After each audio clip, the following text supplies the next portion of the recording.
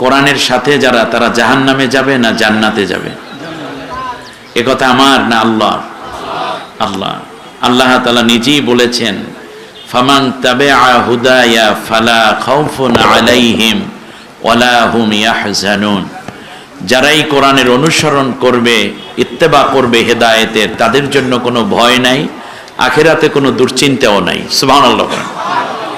আর কোরআন না মানলে তারা জাহান্নামে যাবে, এ কথা আল্লাহ বলেছেন, আল্লাযীনা কাফারু ওয়া কাযাবু বিআয়াতিনা উলাইকা আসহাবুন নারি হুম ফিহা খালিদুন। কথাটা আমার না আল্লাহর? মেনে নিতে রাজি আছেন? আল্লাহর কথা যারা মেনে নেয় তারা মুসলিম, আল্লাহর কথা যারা মানে না তারা অমুসলিম। নবীর সুন্নাহকে যারা মানে তারা নবীর উম্মত, তারা মুসলিম। নবীর সুন্নতকে যারা মানে না তারা জাহেলের উম্মত, তারা নবীর উম্মত নয়, তারা অমুসলিম। ঠিক না বলেন? কথা সোজা, আপনার মানতে পারবেন কতটুকু সেইটা হলো বিষয়, কোনো গোজামিলের আশ্রয় নেই। উজুহু আস-সারাহা, কোরআন মানলে মোমেন, না মানলে কাফের। কথা বুঝে আসছে কিনা? আবার কিছু কিছু মানে, কিছু কিছু মানে না, এটা কাদের আলামত বলেন দেখি? মুনাফিকের আলামত। কোরআনের বিরোধিতা করে, এটা কাফেরের আলামত। কোরআনকে যারা বাদ দিয়েছে তারা জাহান্নামী। আল্লাহ নিজে বলেছেন তারা কোনোদিন জাহান্নামে থেকে বের হতে পারবে না। এমনকি জান্নাত তাদের জন্য এতই অসম্ভব যারা কোরআনহীন। হাত্তা ইয়ালিজাল জামালু ফি সাম্মিল খিয়াত, সুয়ের ছিদ্রে দিয়া উট প্রবেশ করা যেমন অসম্ভব, আমার কোরআনকে যারা বাদ দিয়েছে তারা জান্নাতে যাওয়া তেমনই অসম্ভব। স্ট্রিট কথা। আপনি নেতা হন, নেত্রী হন, পুলিশ হন, র্যাব হন, গোয়েন্দা হন, ডিসি হন, ডিবি হন, ডিএসবি হন, মেম্বার হন, চেয়ারম্যান হন, মন্ত্রী হন, প্রধানমন্ত্রী হন, প্রেসিডেন্ট হন, আপনি যাই হন না কেন, কোরআনে যা আছে মেনে নিলে মুমিন জান্নাতি, না মানলে কাফের জাহান্নামী। ঠিক না বলেন? আর দুই একটা মানেন, দুই একটা মানেন না, আপনি মুনাফিক, আপনিও জাহান্নামের সর্বনিম্ন স্তরে। হিসাব ক্লিয়ার। হায়াত বেশি নাই, কম সময়ের মধ্যে এখনই ডিসিশন নেওয়ার সময়। সাহাবীগণ যদি চূড়ান্ত জাহিলিয়াত থেকে পূর্ণ ইসলামে কোরআন মেনে আসতে পারে, তাহলে আপনি 70-80 বছর, 50-60 বছর পর্যন্ত ইসলাম মানার পরেও, মুসলিম হওয়ার পরেও কেন আপনি কোরআনকে মেনে নিতে পারছেন না? এটাই হচ্ছে আপনার জাহান্নামের যাওয়ার চূড়ান্ত আলামত আপনার ভিতরে বিরাজমান রয়েছে। কোরআন আপনাকে ভালো মানুষ বানিয়ে দেয়, কোরআন আপনাকে জান্নাতি বানিয়ে দিবে। আপনি কতটুকু মানবেন এটা নয়, বরং কোরআনটা পূর্ণই মানতে হবে। কারণ আল্লাহ তাআলা বলছেন, আফাতুমিনুনা বিবাযিল কিতাবি ওয়া তাকফুরুনা বিবাযিল ফামা জাযাউ মান ইয়াফআলু যালিকা মিনকুম ইল্লা খিজিয়ুন ফিল হায়াতিদ দুনিয়া ওয়া ইয়াউমাল কিয়ামাতি ইউরাদ্দুনা ইলা আশাদ্দিল আযাব।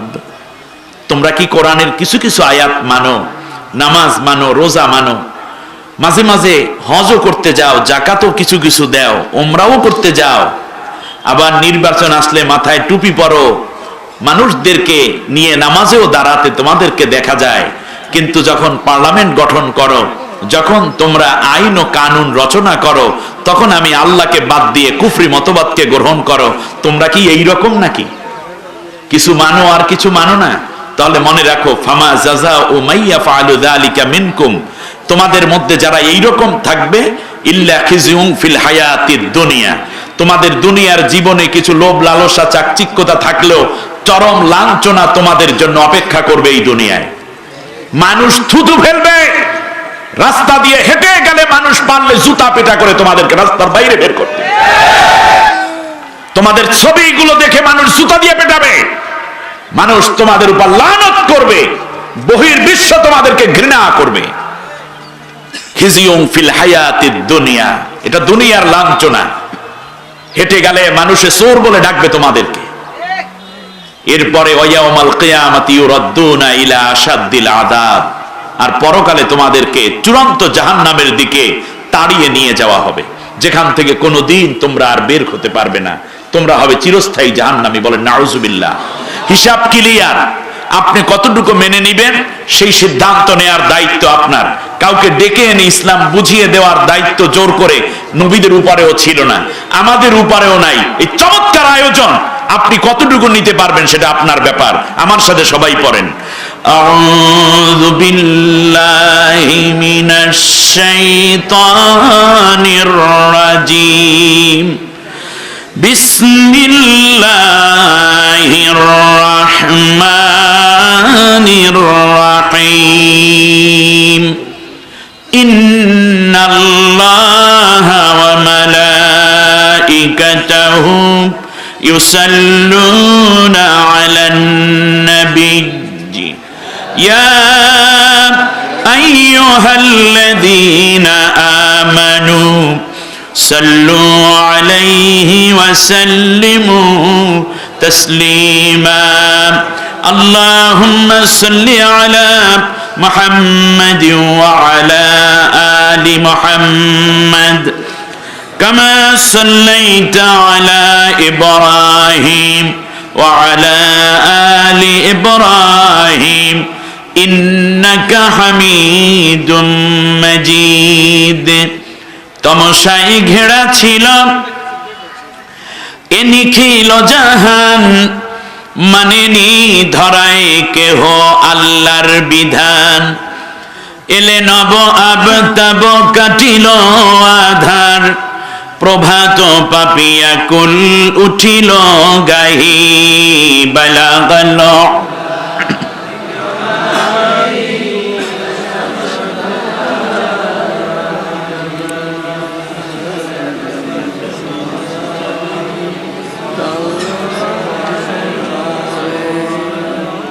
কক্সবাজার বিশ্বের সর্ববৃহৎ সমুদ্র সৈকত, ইরানি beach, saint Martin, Sajek, Alutila, সেখান থেকে নিয়ে বিশ্বের শ্রেষ্ঠতম একটি অনিন্দ্য সৌন্দর্যমণ্ডিত গাঢ় সবুজে ঘেরা এই জনপদ, নাম কক্সবাজার।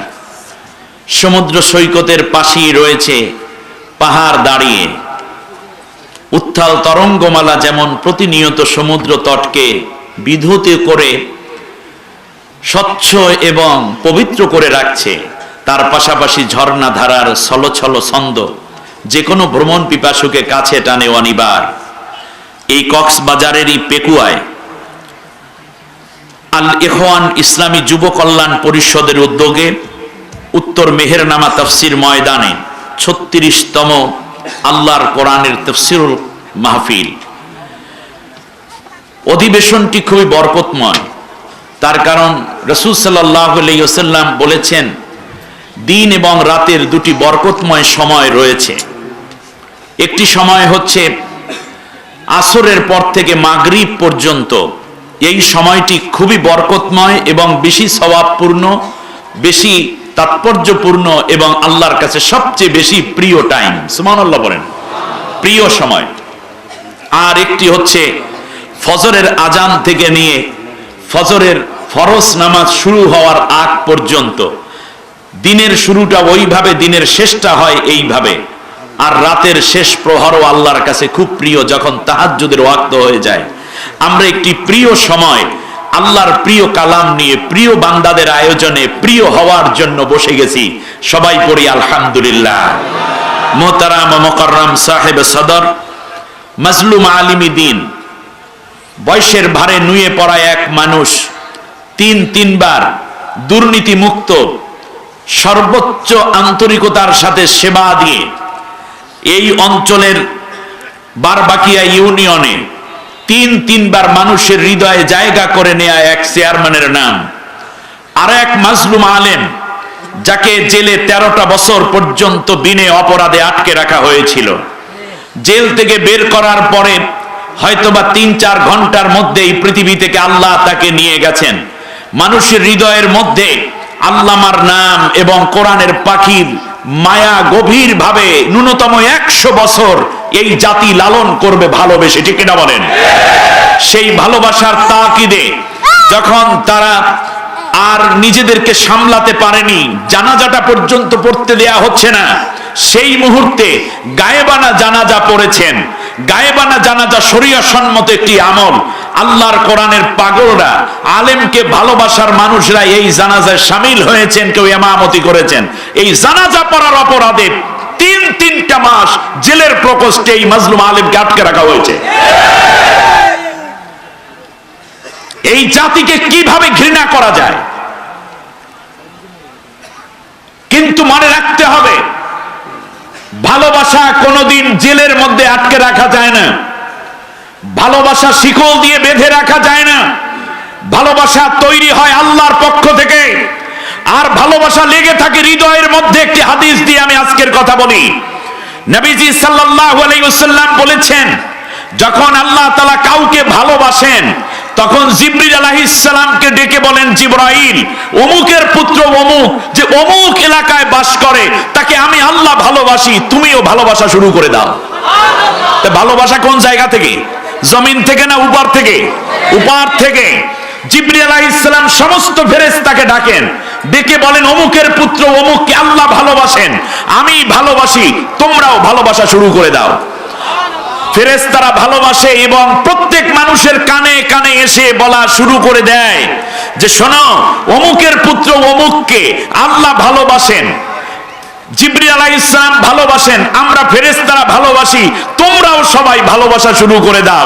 তখন পৃথিবীর মানুষ তার জন্য জীবন দিতে রাজি হয়ে যায়। এরপরও এই ভালোবাসা থেকে তাকে দূরে সরানো যায় না।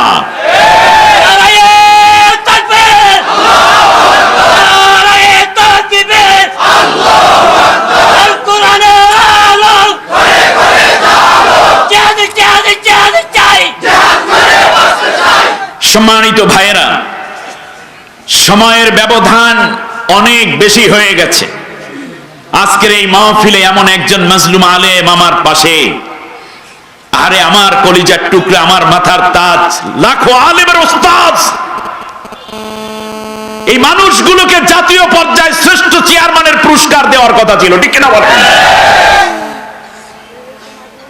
আমরা পৃথিবীর মানুষের কাছে কিচ্ছু চাই না, যা চাই তার কার কাছে? এই ভালোবাসার মানুষটিকে আল্লাহ তাআলা দ্বীনের জন্য কবুল করে নিন। হযরতুল আল্লামা আলহাজ মাওলানা AHM বদিউল আলম জেহাদি, আল্লাহ কোরআনের জন্য তার বাকি জীবনটাকে সুস্থতার সাথে দায়িত্ব পালনের তৌফিক দিন। প্রধান অতিথি হিসাবে থাকবেন, আমাকে খুব মায়া করেন, আমিও তাকে খুব ভালোবাসি, জনাব সৈয়দ ইব্রাহিম বীর প্রতীক। ইতিমধ্যে অত্র এলাকার বড় এক দায়িত্বশীল হয়ে গেছেন তিনি, ঠিক কিনা? আসবেন, দোয়া করি আসুক। আজকের এই মাহফিলে অন্যান্য উলামায়ে কেরাম কথা বলবেন, অনেকের নাম বলতে গেলে সময় লেগে যাবে। আপনারা শুনেছেন এবং পোস্টারে দেয়া আছে, বিশেষ করে আল্লামা তারিক মুনাওয়ার সাহেব কথা বলেছেন। আমার ভাই, আল্লাহ তার হক কথাগুলো জাতির হেদায়েতের জরিয়া করে দিন। কথা বলবেন আর এক মাজলুম আলিমে দ্বীন, নির্দোষ নিরপরাধ হওয়ার পরেও 3টা বছর পর্যন্ত জেলের প্রকোষ্ঠে থেকে আজ তার জীবনটা যেন অনেক কষ্ট এবং বোঝা হয়ে গেছে। এরপরেও কোরআনের দায়িত্ব পালনের জন্য ছুটে এসেছেন প্রিয় ভাই মুফতি আমির হামজা। আল্লাহ কোরআনের জন্য আমার এই ভাইটিকে দীর্ঘ নেক হায়াত, সুস্থতা দান করুন বলি আমিন। মোহতারাম ডক্টর আল্লামা আকামা আব্দুল কাদের সাহেব কথা বলেছেন। তিনি তো শুধু আলেম না, তিনি বাহরুল উলুম, এত যায়েদ আলিম, আল্লাহু আকবার।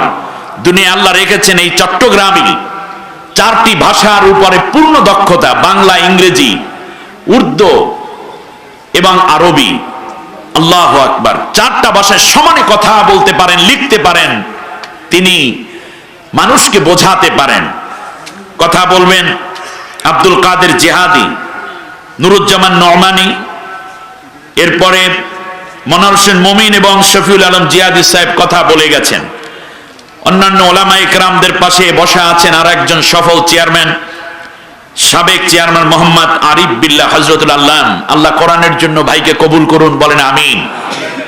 এই পৃথিবীতে সত্যকে কেউ কেড়ে নিতে পারে না, সত্যকে জুলমের আবরণ দিয়ে কিছু সময় ঢেকে রাখা যায়।